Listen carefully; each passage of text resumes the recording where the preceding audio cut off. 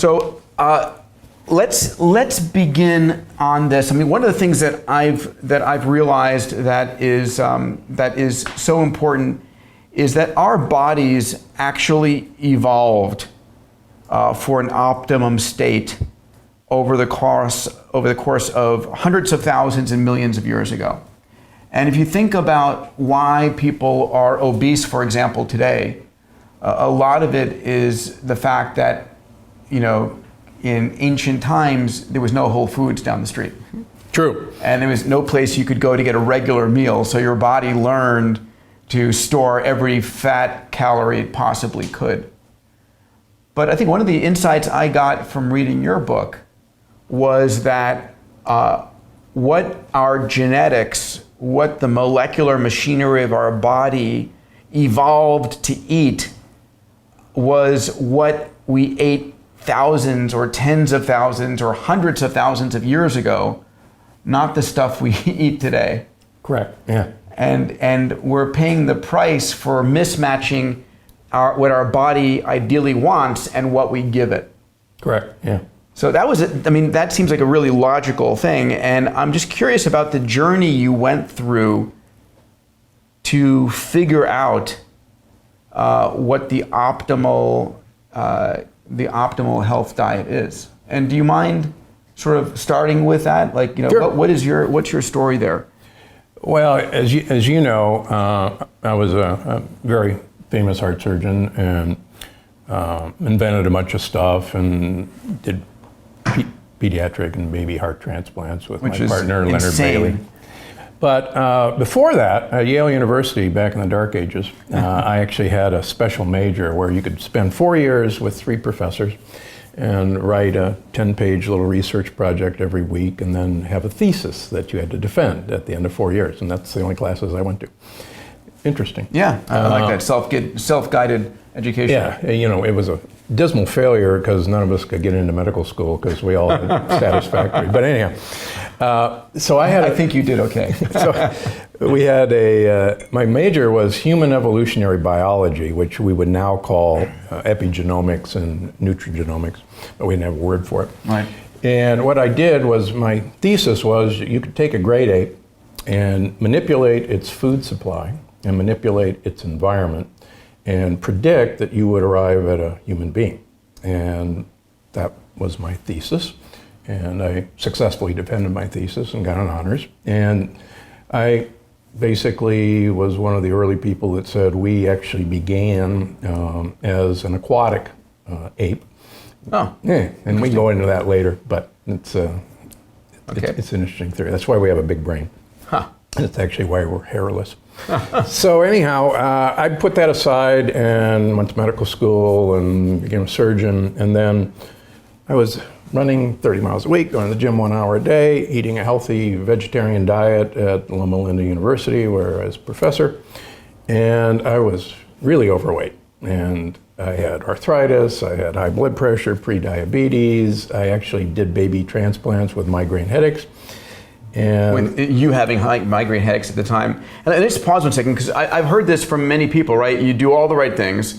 You're exercising, you're eating healthy. Okay, you have that little bit of chocolate once in a while, but we'll find out actually polyphenols from chocolate. It's fantastic. And from coffee. Caffeine is good for you. And you do all those things and you still don't lose the weight, and you're saying, what the heck is going on here? Is it genetic? Am I just predisposed to always be this? But it may well be that you're not actually eating the right things. Correct. And I was told it was genetic because everything was exactly like my father's. And I go and they say, oh yeah, you got high cholesterol because your dad does, and you're pre-diabetic because your dad is, and you have arthritis because your dad did, and you have high blood pressure because your dad did, and it's genetic. And just, get over it. How much overweight were you back then? I weighed 230 pounds. I was about 70 pounds overweight. You don't have that right now? No. So I met a guy who changed my life. He was a big fat guy from Miami, Florida with inoperable coronary disease.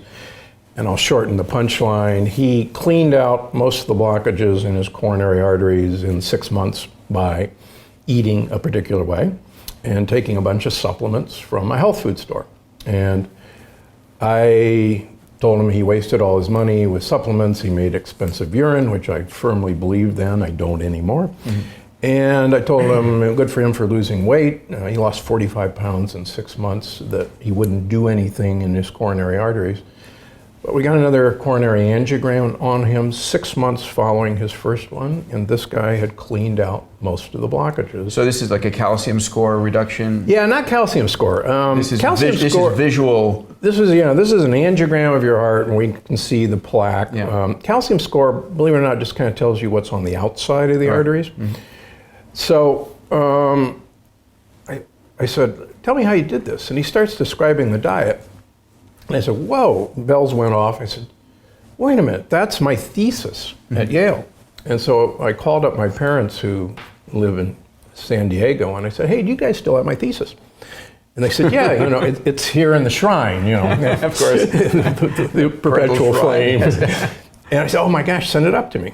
So I put myself on my thesis. And on the diet on the evolutionary diet. Yeah, on the evolutionary so diet. what was it, how far back in time do you think our genetics optimally developed for the plants back then? Yeah, so, we're descended from a tree-dwelling ape.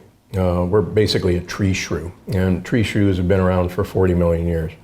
And the ape line came out of tree shrews. And so we were designed to actually eat two-leaf plants out of trees primarily, dicotyledons, remember? Right, from biology in 7th grade, yes. Yeah. And there are other animals, the grazers, that are designed to eat monocotyledons, the single-leaf plants, the grasses.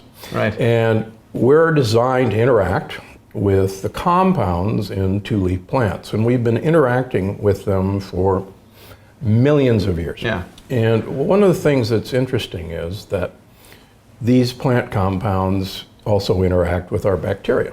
And our microbiome is actually the initial greeting committee for what comes into our mouths. Everything we put into our mouth is actually foreign to us. It's completely foreign material.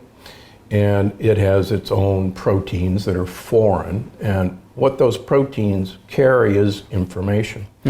And so the bacteria are actually designed to eat certain plant proteins better than other plant proteins. And they're designed, if everything's right, to communicate to our immune system that the things you're eating, hey, we've known these guys for 40 million years. Yeah, they're a pain in the neck, I know, but you don't have to get all upset about them. We know them, chill out. Yeah. And that actually worked incredibly well. We continue to eat a lot of plant leaves for most of our evolution. But one of the things that changed dramatically, probably 150,000 years ago, 100,000 years ago, is we harnessed fire. And fire was actually the major leap that made us human, because all other animals, all other great apes, can't break down the cell wall of a bacteria, can't digest it. We have no digestive ability to do that. Yeah. And we require bacteria to do that, to ferment the cell wall. And by the way, just a slight pause here, just to remind folks, as a human being, you are a collection of somewhere on the order of 20 to 30 trillion human cells that make up your body. 100 billion of them make up your brain. And we also have in us about 10 times the number of bacteria, fungi, virus, and so forth, your microbiome. And what we're learning, I mean, you've heard me talk about this at the work we're doing at Human Longevity, is that your microbiome is extremely important to your health. Correct. Your state of mind, how you feel, whether you're obese, whether you're skinny, a whole slew of things. And it's incredible in some of the things that we've talked about before in eating and microbiome, the connection there. Yeah.